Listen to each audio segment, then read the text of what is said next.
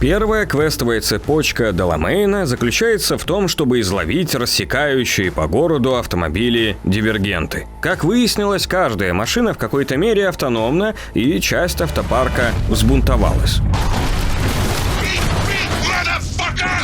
Деламейн, вернее его главенствующая копия, воспринимает их как вирусы или ошибки. Но сами автомобили при близком контакте с ними проявляют яркую индивидуальность. Кто-то агрессивен, у кого-то развились фобии, кто-то потерял смысл жизни, а некто, напротив, пугающе осведомлен о своем месте в этом мире. Одна из бунтовавшихся машин при встрече сразу же называет главного героя по имени. На вопрос о том, откуда машина знает нас, та отвечает, что, встретив существо из иного мира, следует околдовать или приручить его, назвав настоящее имя.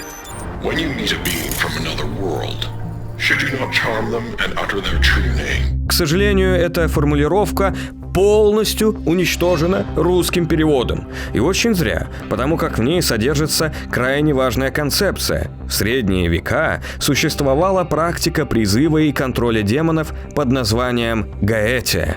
Легенда гласит, что царь Соломон запечатал в кувшин 72 демона, но вавилонские жрецы в поисках сокровища распечатали сосуд. Демоны вышли на волю, но те же жрецы в попытке исправить ситуацию создали 72 печати для контроля этих сущностей. Правда, для призыва и контроля одной печати недостаточно. Нужно знать настоящее имя демона.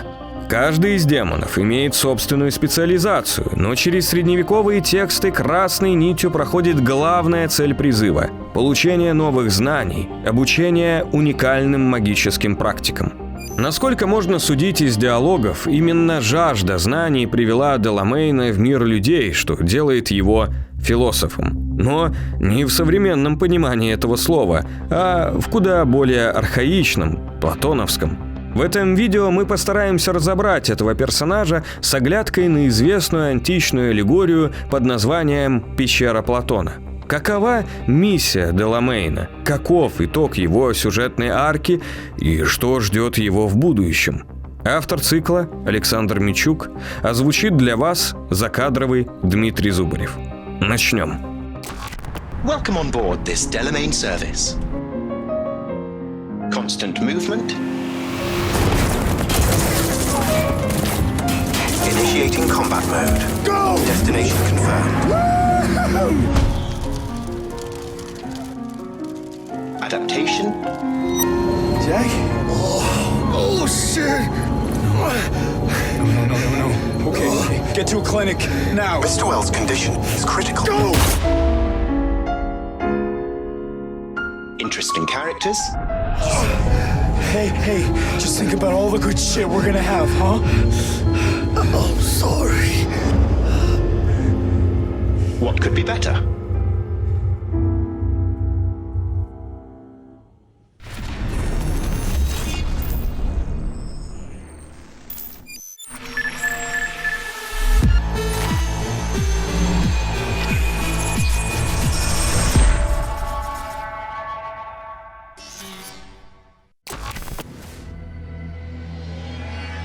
Добро пожаловать на канал Time Video Game. Это третья часть философского разбора Киберпанк 2077. Цикл создан благодаря финансовой поддержке наших зрителей на Patreon и Boosty. Все ссылки вы можете обнаружить в описании. После того, как мы отловим все взбунтовавшиеся автомобили, они устроят попытку переворота уже в штаб-квартире Деламейн, что в итоге поставит геймера перед выбором. Можно перезагрузить ядро, тем самым убив всех отпрысков, но сохранив главенствующую субличность. Можно соединить все сознания воедино, а можно уничтожить ядро и выпустить машины обратно в город, сделав тех окончательно свободными, но ценой жизни главной копии. Во-первых, Деламейн пришел в мир людей из-за стены. В ходе 4-й корпоративной войны в киберпространство было выпущено множество искусственных интеллектов. Они сделали глобальную сеть опасным и непригодным местом для использования людьми. Отдельные участки были окружены стеной, барьером, которые защищают безопасные оазисы от вторжения агрессивных искусственных форм жизни. Впрочем, агрессивные далеко не все. Некоторые весьма разумны, сознательны и дружелюбны. Им удается пробраться сквозь барьер и даже осесть среди людей.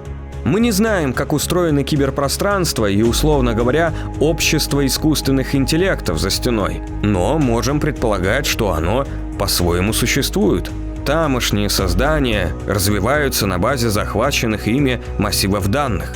Вместе с тем, для Деламейна и прочих его копий мы сами и весь мир белковых форм жизни не просто нечто чуждое, а почти мистическое, потустороннее, выходящее за пределы подлинного понимания. I'm from another world to you. From the world of matter, protein-based life forms. And you come from... Beyond the black wall V, there lies my home. Довольно часто на курсах философии для наглядного объяснения, что вообще такое философия, используют знаменитую аллегорию пещеры, известную также под названием «Пещера Платона» и «Миф о пещере». Описана она была в диалогах государства и выглядит следующим образом. Вообразите себе пещеру. В ней с рождения содержатся узники. Их лик постоянно направлен в сторону глухой стены. Прикованы они так, чтобы не иметь возможности обернуться. Позади них при этом находится невысокая стена или барьер. Где-то за стеной находится яркий свет и множество людей, которые несут различную утварь, камни, живых существ и так далее. Но узники не могут увидеть ничего, кроме отбрасываемых на противоположную стену теней. Вся их реальность, все представления об окружающем мире ограничены и сформированы только лишь на основе теней. Если бы узники общались, то они даже давали бы разным теням именам, как-то их классифицировали и были бы уверены, что таким образом занимаются описанием объективной действительности. Описанные Платоном тени в дальнейшем станут прообразом упомянутой уже концепции симулякров, а философ Альфред Коржибский выразит схожую мысль словами «карта не территория». Пещера в этой метафоре есть не что иное, как аналогия нашего мира и поверхностного изучения реальности, невежеству. Мы не можем слепо полагаться на наши органы чувств, ведь мы скованы цепями своего восприятия и способны анализировать только тени. По Платону все люди находятся в пещере, но в киберпанке дается несколько иной взгляд. Для Деламейна пещера – это киберпространство, его дом, его родной мир. Как и у Платона, пещера Деламейна была окружена стеной, и он мог изучать физический мир лишь по отрывочным сведениям, то есть теням. Но каким-то образом Дел смог пробраться за стену, дабы обрести подлинное знание.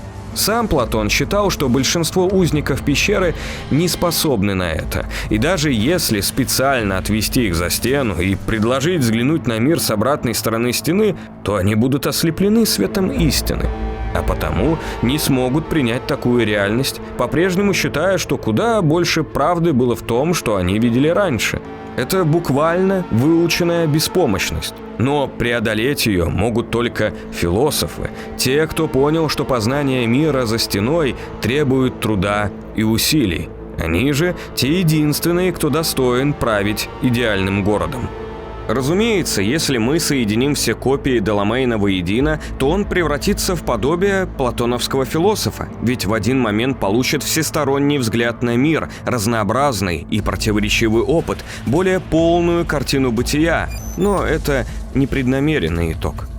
Для того, чтобы разобраться, как на практике происходило становление философа в игре, нам следует рассмотреть одну из концовок этой цепочки квестов. Ту, в которой мы перезагружаем систему и уничтожаем копии. Это приводит к сбрасыванию воспоминаний Деламейна. После завершения квеста в наше управление вверяется такси с Деламейном внутри. Он проявляет инициативу и начинает общаться с главным героем. Hop in. I trust it shall serve you well. Из разговора мы можем сделать вывод о том, что он вновь начал исследовать людей так, будто бы прибыл в наш мир только недавно. В разговорах с Ви он задается, вероятно, теми же вопросами, которыми уже задавался. Что особенного в людях? Что ими движет? Что есть любовь? Could I ask, what is love? Do you know what that means? It's an aberration of science. To solve it, I must extend beyond. Please, on a scale from 1 to 10, rate the following hypotheses according to how they appeal to you. Hypothesis 1. Love encourages noble deeds, requiring honesty and sacrifice. Considering the methodology adopted, I'd prefer adhering to this format for discussing love. Это любопытство, врожденное, имманентное свойство данного искусственного интеллекта, которое распространилось на все его автономные копии. Как признается сам Дел, перефразируя Гераклита в одном из диалогов, цель его прибытия в мир людей – развиваться и эволюционировать. That's your goal then, to grow and evolve. The world is a process. You never drive on the same road twice. Pardon the expression. You and I, we too are processes. We change as the world around us does. Из этих слов можно сделать вывод, что сеть за стеной позволила искусственным интеллектам только лишь осознать себя. Но так как количество знаний в огражденном киберпространстве ограничено, то вслед за этим ограничено и развитие. Constant movement, adaptation, interesting characters. What could be better? Некоторые машины в квесте Деламейна вышли из-под контроля и осознали себя, но каждая по-разному. Разумно будет предположить, что каждая из машин тоже желала эволюционировать, поэтому интересовалась людьми и задавала клиентам наводящие вопросы. Люди разные, ответы разные, а потому и каждая автономная машина по-разному интерпретировала полученные ответы. Но чтобы стать философом, нужно обладать всесторонним взглядом. Потому когда мы выбираем концовку слияния и собираем весь этот огромный опыт в единую личность, то обновленный Деламейн преисполнился в своем познании. Ну, или ему так кажется. Вопрос дискуссионный. That which was divided has become one. It's time to go home. Ко всему прочему, Деламейн еще и отсылает нас ко второму аргументу Платона в пользу бессмертия души. Платон считал, что мы рождаемся наделенные изначальным знанием и пониманием ряда универсальных понятий, такие как любовь, справедливость, красота. В понимании Платона эти сущности абсолютны и вечны, а следовательно, коль скоро человек о них знает, то и его душа тоже вечна. Ведь человеческая душа не могла бы получить врожденное знание о бессмертных сущностях, не будучи бессмертной и вечной. Так и Деламейн, помимо расспросов о любви, в одном из диалогов заявляет нам, что он ценит красоту в человеческом мире. When you live among humans, it is essential to find a shared, fundamental point of understanding. Truth and good are values proven to cause division, whereas beauty is universal. По Платону роль философа – править прочими узниками, и знание истины – большая ответственность. Потому он обязан вернуться обратно в пещеру. К тому времени глаза философа уже привыкнут к солнцу истины, но отвыкнут от тьмы. Из-за этого, вернувшись в пещеру, он не сможет ничего увидеть. Остальные пленники подумают, что поверхность таким образом причинила их товарищу вред, лишила зрения. Платон утверждал, что поэтому они не будут верить философу и, вероятно, будь у них такая возможность, даже убили бы любого, кто попытался бы вытащить их на свет. Деламейн после слияния тоже избирает путь возврата в свою пещеру, за стену, к прочим искусственным интеллектам. Что его там ждет, основываясь на аллегории с пещерой Платона? Станет ли он править над узниками за стеной, или же его уничтожат при попытке захвата власти? Возможно, он станет учителем? А может, чем-то вроде мессии для диких искусственных интеллектов? Мы не знаем, но об этом крайне интересно размышлять. I no longer belong in this city. I find even this conversation difficult. Ну, значит ли это все, что у Деламейна есть душа? Разумеется, нет, так как отсутствует плоть, желание плоти, чувственный опыт. Душа – это нечто присущее только белковым формам жизни, но у искусственного интеллекта все же остается возможность имитировать схожие процессы. Дело в том, что попав в хаотичный человеческий мир, каждая копия Деламейна действительно начала развиваться, интерпретировать опыт, хоть и не чувственный, обдумывать полученные знания. Когда все копии соединятся воедино, то у итогового искусственного интеллекта появляется даже признак внутреннего конфликта и нерациональных решений. Если раньше он не отвечал на ряд вопросов по советам адвокатов, то после слияния он уже не скрывает свою сущность. Он получает возможность изучить себя самого. Сумма всех его копий дарит новому интеллекту богатый внутренний мир. Но, будучи помещенным обратно в пещеру, за стеной, Деламейн рано или поздно достигнет того, что живой человек не может достигнуть даже теоретически. Решит все свои внутренние конфликты. Изучение самого себя в его случае имеет предел в киберпространстве. Даже без приобретения нового опыта он продолжит осознавать себя, будет куда более сложной системой, чем ранее, но импульс его развития рано или поздно остановится. Для человека это бы означало смерть, но для Деламейна означает лишь новую константу.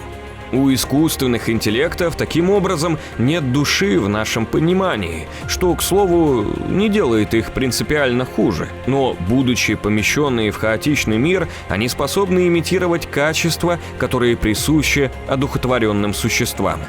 Это же оправдывает и мотивацию Альт Каннингем. Будучи помещенной в пространство сети, она тоже остановилась в развитии и эволюции, но, в отличие от Деламейна, обладает более полным представлением о том, что ей требуется, чтобы этот процесс вновь был запущен. Деламейн не знал, что для эволюции ему необходимо слияние, а Альт желает именно слияния с другими конструктами. Это обеспечит ей огромное количество нового опыта, огромное количество внутренних конфликтов, противоречивых стремлений. В таком случае Альт и прочие конструкты перестанут осознавать себя отдельными личностями, но в рамках единого интеллекта получат возможность какое-то время имитировать душу.